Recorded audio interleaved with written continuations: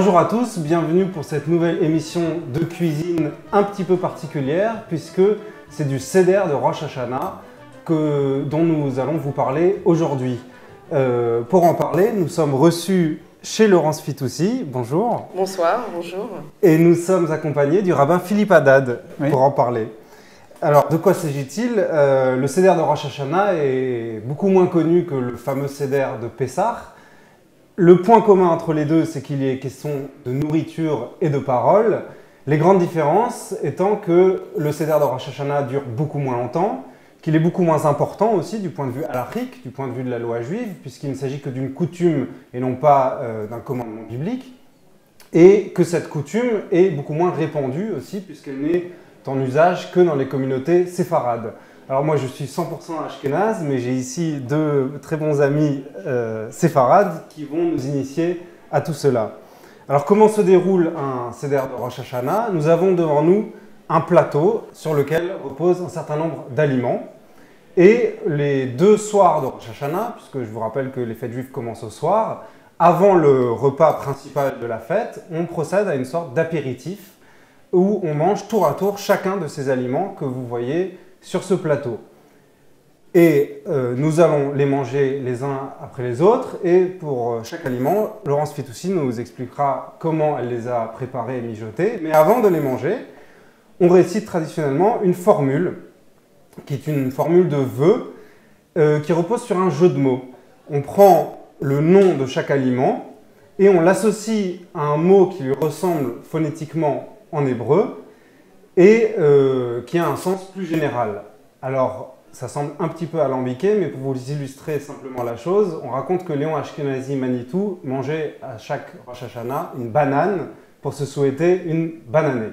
Voilà, c'est un peu ce principe-là. Toutes les formules qu'on prononce sur les aliments sont introduites par une formule qui est la suivante, Yehi Ratzon Milfanecha Adonai Eloheinu Velohe Avotenu, qui signifie qu'il y ait une volonté devant toi, notre Dieu est le Dieu de nos pères, et suit la formule pour chaque aliment.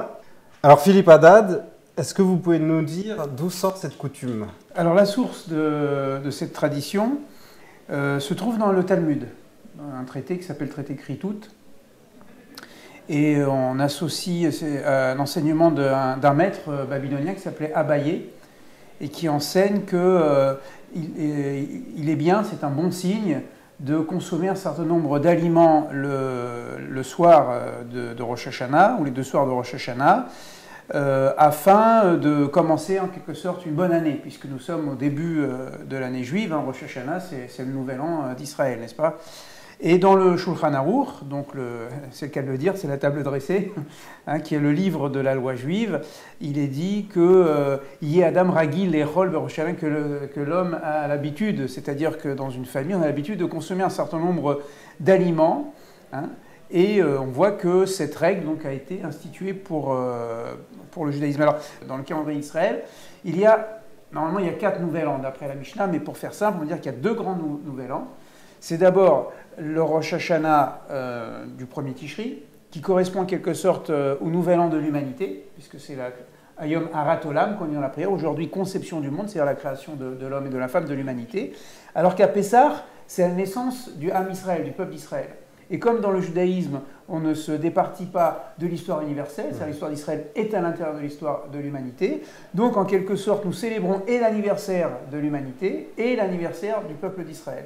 Voyez, et donc c'est la raison pour laquelle nos sages ont instauré un Seder. Et puis le deuxième élément qui est très important à dire à chaque fois, c'est le côté pédagogique. N'oublions pas que nous sommes à la table et que la table, c'est le substitut, si on peut dire, du sanctuaire. Shulchan Domé la Misbéach, on dit dans le Talmud, c'est-à-dire que depuis la destruction du temple, il n'y a plus d'autel pour faire les sacrifices. Et qu'est-ce qui remplace le sacrifice? C'est le fait de manger. Donc le fait de manger est un acte hautement spirituel, même si on se remplit l'estomac. C'est peut-être pour ça que les vins, on les appelle les spiritueux, je ne sais pas. Mais c'est un acte de service de Dieu, une avoda. Et les enfants sont là. Les enfants, ou alors quand c'est un repas communautaire, les personnes qui n'ont pas l'habitude de venir. Et c'est l'occasion, toujours, de transmettre, d'enseigner. Donc vous voyez, le Seder, qui veut dire mise en ordre, c'est à la fois une manière de mettre en ordre sa vie en début d'année, mais c'est aussi une manière de transmettre et notamment aux enfants qui vont toujours, ils vont pas dire pourquoi cette nuit est différente des autres nuits, mais enfin c'est toujours assez étonnant, surtout avec une belle table comme elle est présentée aujourd'hui. Les enfants vont dire mais non pas pourquoi cette nuit est-elle différente des autres, mais quelle est la recette de ce soir? Alors c'est la question que je m'apprête à poser à Laurent, justement, qu'est-ce qu'on trouve sur votre plateau? Alors, on a démarré par les pommes et le miel. Et donc, on a décidé de faire des pommes au four, au miel et au grain de sésame. Après, nous avons, pour illustrer les légumes, des blettes. Et donc là, on a décidé que ces blettes seraient cuites comme une soupe avec du curcuma, des pommes de terre. Et pour illustrer la grenade, plutôt que de la présenter seule, on a fait une salade de grenade aux olives et au citron. Et le poisson, on l'a cuisiné au piment et au citron. Et pour enlever évidemment toute amertume, on a beaucoup de sucre dans chaque aliment. Et voilà, c'était une façon de dire on cuisine pour le plateau, mais tout ce qu'on a fait, on pourra après le déguster pendant le repas, puisque vous avez une entrée, un poisson, une soupe et un dessert. Alors on va commencer par les pommes. Ça c'est le minimum syndical que même les Ashkénazes font. Oui, c'est ça. La pomme dans le miel. Donc des pommes au four. Voilà, tout simple, parce qu'il faut penser à tout ce qu'il faut faire. Donc en fait, c'est une base de pommes que nous avons coupée en quartiers. Nous la mettons dans un plat qui va aller au four. On saupoudre de sucre et on le laisse 45 minutes à 180 degrés. On les retire, on rajoute du miel, on les repasse au four 10 minutes. Et puis après, quand vous les sortez, vous mettez quelques grains de sésame pour ajouter et au goût et pour continuer dans la tradition à mettre du sésame. Et pour la pomme trempée dans le miel, la formule est chez Titradesh Alenu, Shana Tova Umetuka Kedvash, que cette année se renouvelle pour nous de façon douce comme le miel. Voilà. Alors Philippe Haddad, le miel, ça fait toujours penser forcément au pays où ruisselle le lait et le miel, Oui. La terre d'Israël. C'est un thème omniprésent dans ce seder. Oui, bien sûr, parce que nous nous congratulons en nous souhaitant une bonne année douce comme le miel. N'est-ce pas, le Pessah, c'est l'amertume, Maror. Vous voyez, on se rappelle l'amertume, parce que c'est l'amertume de l'esclavage. Tandis que là, comme nous célébrons la naissance de l'humanité, nous voudrions que cette humanité, elle soit marquée du signe de la douceur. En tout cas, c'était le projet de Dieu, même si ensuite on fait quelques bêtises sur la planète. Donc le miel, c'est le symbole même de la douceur. Et en effet, toujours, enfin quand c'est possible, relié à la terre d'Israël. Eretz Zavat Halav Udvash, le pays où coule le lait et le miel. Alors il y a la douceur, mais vous parliez tout à l'heure aussi de la sortie d'Égypte. Oui. Les pommes sont aussi reliées à la sortie d'Égypte, à la délivrance. Il y a ce fameux Midrash qui dit que les femmes des esclaves hébreux, donc à l'époque où on persécutait les enfants, où on noyait les garçons dans le Nil, allaient accoucher clandestinement sous les pommiers. Voilà. C'est un midrash qui rapporte ça et qui raccroche ça à des versets du Cantique des Cantiques. Exactement. Donc il y a tout ce thème de la rédemption aussi autour des pommes. C'est vrai. La pomme, tapouar en hébreu, ne fait pas partie des 7 fruits cités pour la terre d'Israël. Hein. Il y a 2 céréales, il y a 5 fruits. Et le tapouar, exactement les sédé tapourim, ce qu'on appelle les champs de pommes, donc le verger en quelque sorte, apparaissent dans le Cantique de Cantiques, qui est ce chant mystique de l'amour de Dieu et d'Israël, qui est récité d'ailleurs en général par coutume à Pessah. Et donc cette pomme va devenir un peu le symbole en effet de la délivrance. Et puis je pense que la pomme, elle est toujours un peu aigrelette. Hein. Mais quand justement on met du miel, vous voyez, bon, il y a des pommes qui sont plus sucrées que d'autres, mais je pense que l'idée originelle, c'était d'avoir une pomme un peu aigrelette et de mettre du miel par-dessus pour dire, voilà, tire les shana vekil lotea, que l'année se termine avec ses malédictions, donc son côté aigrelet, et puis que commence la shana ou bechotea, que commence l'année et ses bénédictions, et cette bénédiction, justement, c'est le miel. Ouais. On dit qu'on met du beurre dans les épinards, mais nous on met du miel sur les pommes pour adoucir justement. C'est un peu comme à Pessah où on trempe le maror dans le haroset. Exactement, voilà. Ce haroset qui rappelle le mortier, mais en même temps il y a toujours un élément positif à essayer de trouver, même dans la situation de l'exil, etc. Alors on enchaîne sur les blettes. les blettes que Laurence Fitoussi, vous nous avez préparées sous la forme d'une soupe. Tout à fait. Voilà. Alors, en fait, pour l'élaboration de cette soupe, on a coupé les blettes et on a retiré la partie blanche qui est, pour le coup, très amère. Donc on a décidé pour Rosh Hashanah de ne pas la mettre dans notre soupe, de la conserver pour faire d'autres choses. Donc on a pris que la partie verte. Et donc le principe, c'est qu'on fait revenir des oignons, on rajoute du curcuma, nos pommes de terre coupées en morceaux, et on rajoute un bouillon de légumes. On fait cuire environ 10 minutes, et après on va rajouter nos blettes, tout simplement. Donc voilà, ça nous fait un bouillon copieux. Alors on peut le mixer, mais là pour Rosh Hashanah, on va le laisser dans sa partie intégrale. On en a rajouté voilà, une feuille de blette, et tout ça nous fera un merveilleux bouillon.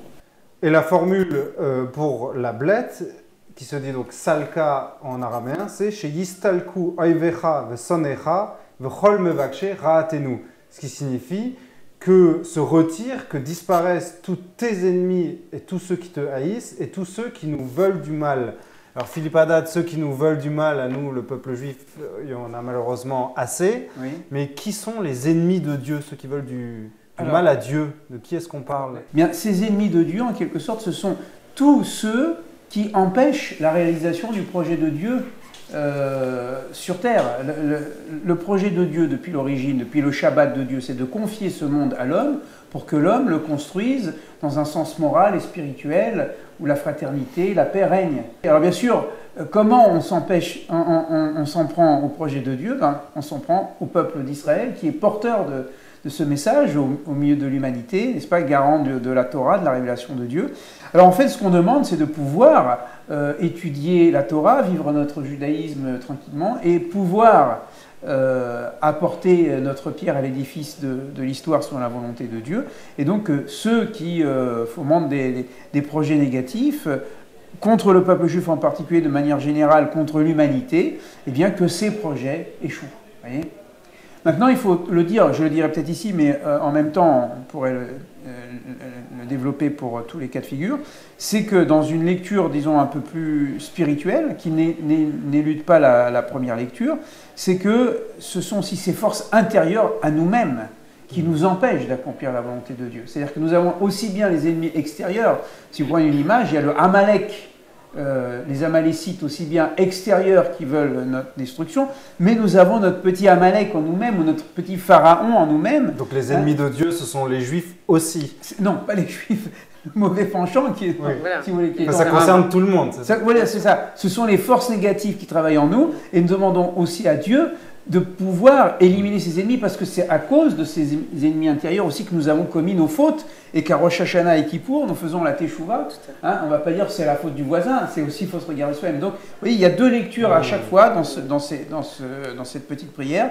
C'est à la fois éliminer ou éloigner vraiment ceux qui nous font du mal, et on pourrait même dire éliminer le mal de nos ennemis, parce que à la limite, la bénédiction qu'on pourrait faire aux ennemis, c'est que votre mal disparaisse de votre cœur, comme la femme de Rabbi Meir, de Rouria, qui dit non, ne prie pas pour la mort des méchants, mais prie pour la mort de la méchanceté. Vous voyez ? Donc ça, c'est cette lecture. Et deuxièmement, eh bien, savoir faire aussi l'introspection. N'oublions pas que Rosh Hashanah, c'est l'introduction, ce qu'on appelle la Aseret Yemei Teshuvah, les 10 jours de Teshuvah. Et là, on fait cette introspection intérieure, et là on va chasser tous nos petits démons qui nous ont fait commettre telle ou telle faute, de façon à les éliminer avant Kippour, et qu'à Kippour on puisse se présenter devant le Créateur, Avinu Malkeinu, devant notre Père, notre Roi, le plus blanc possible. Alors on enchaîne sur les dates, c'est un peu le même message que précédemment. Les dates, ça se dit Tamar en hébreu. Là, rien de spécial, n'est-ce pas Laurence? Non, parce que là c'est difficile, c'est un fruit nouveau. Donc voilà, on fait Shechianu sur ce fruit, et je vois pas comment, en plus, moi je trouve qu'il est bon vraiment comme ça. Le travailler, ça me semblait pas nécessaire. Il est beau, il est bon, il est nouveau.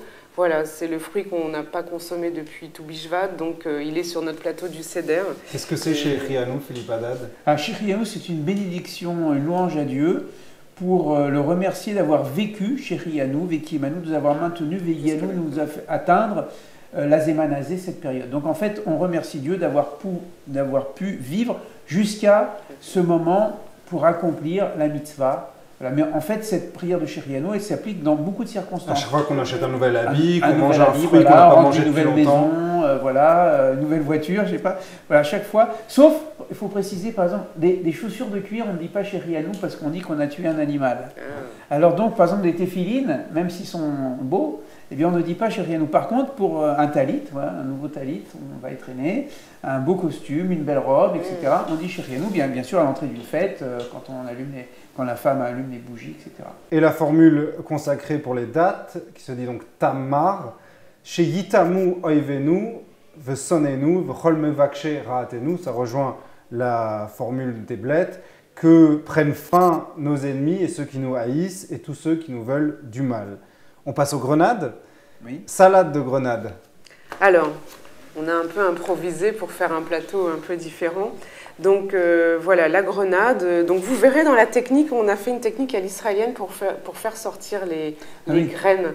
Oui, bon, en tapant, voilà, oui, exactement. Je donc la base, c'est donc des grenades, des grains de grenade, des olives dénoyautées, du citron Beldi de préférence, donc confit, qu'on coupe en tout petits morceaux, de l'huile d'olive, et on ajoute toujours à la fin du sésame pour que ce soit un peu, voilà, pour retrouver aussi. Mais d'ailleurs, en fait, la graine, on va dire, de la grenade et le sésame, j'imagine que c'est le même sens, hein, parce que c'est vraiment... Enfin, ce qui est intéressant quand on ouvre la grenade, et ce qui est beau, c'est de voir l'union des graines entre elles. C'est aussi cette espèce de puzzle qui se crée à l'intérieur du fruit, comme une union qu'on aimerait dans notre peuple et ailleurs. Ça rappelle même les 4 espèces qu'on utilise à Sukkot, Tout à fait. où on dit que chaque espèce symbolise un type de juif, et on les réunit ensemble pour que chaque juif trouve sa place dans le peuple juif. Alors, la grenade, ça se dit rimon en hébreu, et la formule... Chez Yirbu Zechuyotenu Karimon, Vesheniye Meleim Mitzvot Karimon, ce qui signifie que nos mérites se multiplient comme une grenade et que nous soyons remplis de mitzvot, de commandements, comme la grenade. Parce que traditionnellement, même si ce n'est pas vrai scientifiquement, la tradition considère qu'il y a 613 graines. Oui, c'est ça. On dit dans nos textes qu'il y avait peut-être des grenades plus grosses qui pouvaient contenir jusqu'à 613. Voilà. Alors ça ne veut pas dire qu'à chaque fois il y a 613, hein, mais c'est la symbolique de dire qu'il y a 613 graines comme les 613 mitzvot. Et en même temps, il y a l'idée que on doit faire les mitzvot de façon discrète. C'est-à-dire on est plein de mitzvot, mais il ne faut pas le montrer à tout le monde. Donc, c'est dans la grenade. Donc, quand on fait des mitzvot, il faut le faire de façon anave, de façon humble. C'est-à-dire, on ne va pas se montrer tout le monde. J'ai fait telle mitzvah, voilà, aujourd'hui. Non, non, non. Avec sniout. Voilà, avec. D'ailleurs, c'est ce qu'a dit le prophète. Tu marcheras avec humilité et avec sniout, avec pudeur devant l'Éternel ton Dieu. C'est-à-dire, tu ne vas pas faire étalage de tes mitzvot. Au contraire, sinon, c'est comme si, en quelque sorte. C'était pas très sincère, on faisait ça pour la galerie. Donc, il y a beaucoup de mitzvot, mais c'est dans la grenade. Voilà, c'est dans le cœur. Et en même temps, il y a aussi un enseignement dans la Kabbale, c'est que la graine, elle est rouge et blanche. Rouge et blanche. Alors, le rouge, dans la tradition mystique, c'est la rigueur, et le blanc, c'est le chesed, c'est la charité. Et en fait, il faut trouver toujours l'équilibre entre la rigueur, parce que des fois, il faut être rigoureux, parce que des fois, il faut sortir de soi-même pour accomplir une mitzvah, hein, mais il faut que la finalité de la mitzvah, c'est comme disait Rabbi Akiba, le grand principe de Haftalecha Kamocha. Donc la rigueur, mais au fond, ça doit toujours déboucher sur la blancheur, c'est-à-dire le chesed, la charité, l'amour du prochain, etc. Donc voilà, il y a une le rouge et le blanc. Le rouge et le blanc. Et c'est pas le rouge et le noir, c'est le rouge et le blanc. Alors je pensais aussi en préparant l'émission que la grenade, c'est un fruit assez compliqué à manger parce qu'il y a toute cette écorce autour et le fruit qu'il faut aller chercher au milieu. Et ça renvoie aussi un peu à cette carapace que chacun a un peu autour de lui et cet effort que chacun doit faire pour aller chercher un peu, pour se débarrasser de cette carapace et chercher les beaux fruits qui a à l'intérieur de soi, ça renvoie à l'idée de l'ennemi intérieur dont vous parliez tout à l'heure. D'ailleurs, dans la Kabbale, il y a ce qu'on appelle les kélipotes. Les kélipotes, justement, c'est l'écorce, donc tout ce côté, l'apostrophe écorce, hein, je ne parle pas de nos amis d'Ajaccio.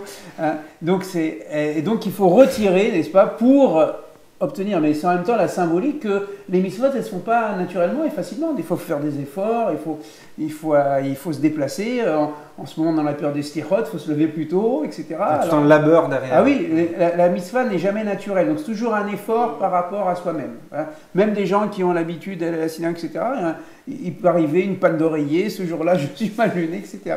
Voilà. Donc, toute mitzvah, elle se juge en quelque sorte à l'effort que l'on fait pour l'accomplir, et c'est ça qui donne la valeur de zérout, ça veut dire du mérite de l'effort. Mais elle peut se faire aussi dans la joie.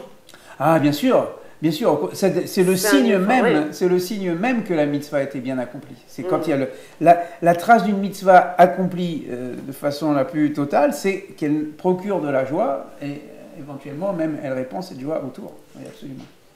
Alors on passe au dernier plat, le poisson. Il y a toujours un peu de poisson chez les juifs, ashkénazes comme séfarades. Oui. Là, c'est du poisson au piment. Absolument. Donc c'est vrai, sur toutes les tables, sur toutes les fêtes, il y a du poisson.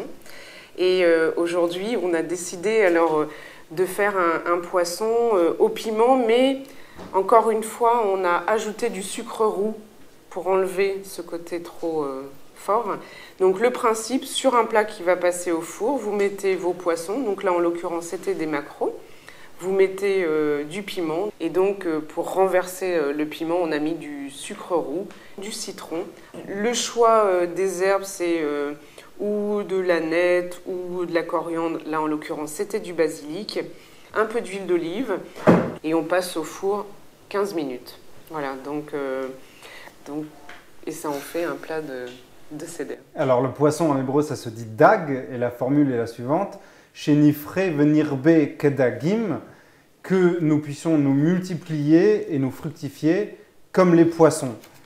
Et ça renvoie à la bénédiction du patriarche Jacob, au moment où il bénit, à la fin du livre de la Genèse, ses petits-fils, Ephraïm et Ménaché.